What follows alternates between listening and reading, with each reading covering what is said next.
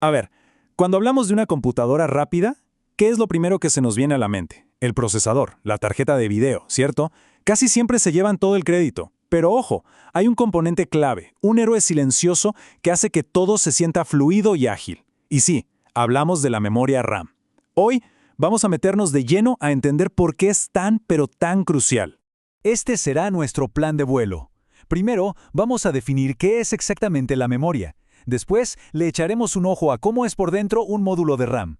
Repasaremos su evolución, que es fascinante. Entenderemos por qué más canales significa más potencia y, para cerrar, unos consejos prácticos por si alguien piensa en comprar memoria nueva. Así que, empecemos.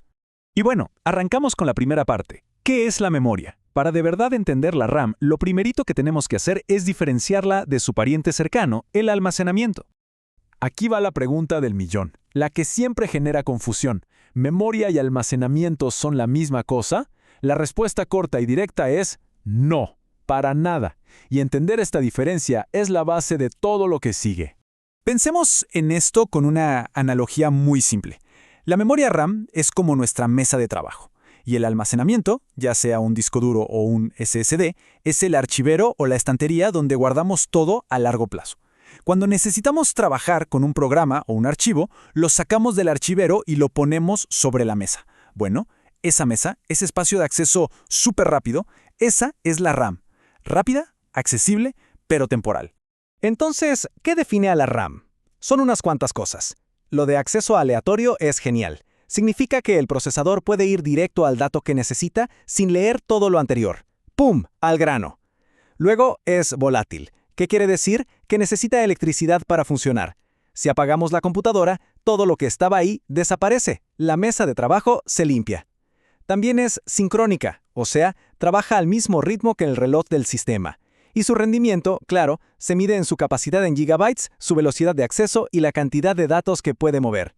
Ok, ya entendimos el concepto. Ahora vamos a lo físico. Vamos a ver de qué está hecho un módulo de memoria RAM. ¿Qué es esa plaquita verde que instalamos en la computadora? Un módulo de RAM es más que una simple tablilla. Tiene varios componentes clave. Está el PCB, que es la base de todo, los chips de memoria, que son los que guardan los datos, y los contactos dorados que la conectan con la placa base. E incluso esa pequeña muesca que se ve es vital. Ya veremos por qué en un momento. La base de todo, el esqueleto, es el PCB, la placa de circuito impreso. Es lo que sostiene y conecta eléctricamente todos los demás componentes. Sin él, nada se podría comunicar. Y aquí el corazón de todo. Esos pequeños rectángulos negros son los chips, los circuitos integrados donde la información se almacena de forma temporal. Son básicamente la memoria en sí misma. Y fíjense en esto, que es un detalle de diseño simple pero genial. Esta pequeña muesca cambia de lugar con cada generación de RAM. ¿Y por qué? Para que sea físicamente imposible conectar, por ejemplo, una memoria DDR4 en una placa base que solo acepta DDR5. Es una protección súper importante contra errores que podrían salir muy caros. Y hablando de generaciones, esa muesca nos lleva directo a la increíble historia de cómo ha evolucionado la memoria. La necesidad constante de más y más velocidad ha impulsado una innovación que no para. Miren esta línea de tiempo. El ritmo de avance ha sido impresionante.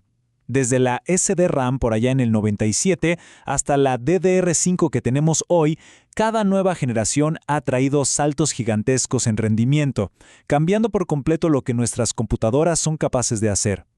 El primer gran salto, el que lo cambió todo, fue pasar de SDR a DDR. El nombre lo dice, Double Data Rate, o sea, doble tasa de datos. De repente, la memoria podía hacer dos cosas en el mismo tiempo que antes le tomaba hacer una. Fue una auténtica revolución que duplicó la velocidad de la noche a la mañana. Y la cosa no paró ahí. DDR2 duplicó las transferencias a 4 por ciclo y DDR3 a 8. A partir de DDR4, la mejora ya no solo vino de más transferencias, sino de frecuencias mucho más altas. Pero fíjense en otro patrón interesante. A medida que la velocidad sube, el voltaje que necesitan baja. Cada generación es más rápida y a la vez más eficiente. Y aquí tenemos la prueba física de esa evolución.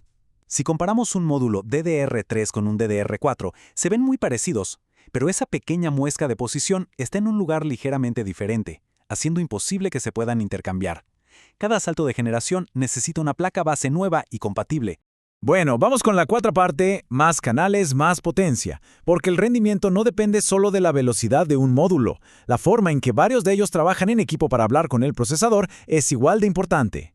Pero antes, una aclaración rápida sobre el tamaño. El formato más común es el DIMM, que es para las computadoras de escritorio. Para las laptops que necesitan ahorrar cada milímetro de espacio, existe el formato SODIMM, que es mucho más compacto, como la mitad de largo. Muy bien, volvamos a las analogías. Pensemos en la comunicación entre la RAM y la CPU como si fuera una autopista. En single channel o canal único tenemos una autopista con un solo carril de 64 bits. En dual channel lo que hacemos es instalar dos módulos de RAM para crear una autopista de dos carriles, duplicando el ancho a 128 bits. Este diagrama lo ilustra perfectamente. Con un solo módulo, los datos van como en fila india hacia la CPU. Con dos módulos en dual channel, se abren dos caminos al mismo tiempo. Sinceramente, es una de las mejoras de rendimiento más fáciles y efectivas que se le pueden hacer a un sistema. Y la idea va todavía más allá. Para trabajos muy pesados, como editar video en 8K o hacer simulaciones científicas, existen configuraciones de 3 y hasta 4 canales. Esto crea unas autopistas de datos gigantescas para sacar el máximo rendimiento posible. Perfecto, ya cubrimos toda la teoría. Ahora vamos a llevar todo este conocimiento a la práctica. ¿Qué se necesita saber para elegir la memoria RAM correcta para un equipo?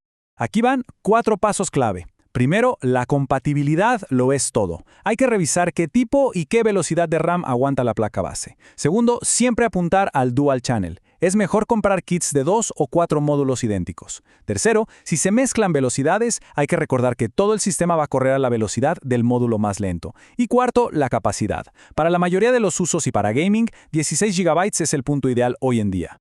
Y esta frase resume la regla de oro. No sirve de nada comprar la memoria más rápida del mercado si la placa base no la puede aprovechar. La memoria siempre va a funcionar a la velocidad máxima que la placa base le permita, ni un megahercio más. Y ahí lo tienen. La memoria RAM es un componente fascinante, y su evolución ha sido clave para que la computación avance. Cada generación es más rápida, más eficiente, y nos abre la puerta a nuevas posibilidades. Y esto nos deja con una pregunta interesante para el futuro. Con el boom de la inteligencia artificial, la realidad virtual y el análisis de datos masivos, ¿qué aplicación será la que exija la próxima gran revolución en la memoria? El tiempo lo dirá.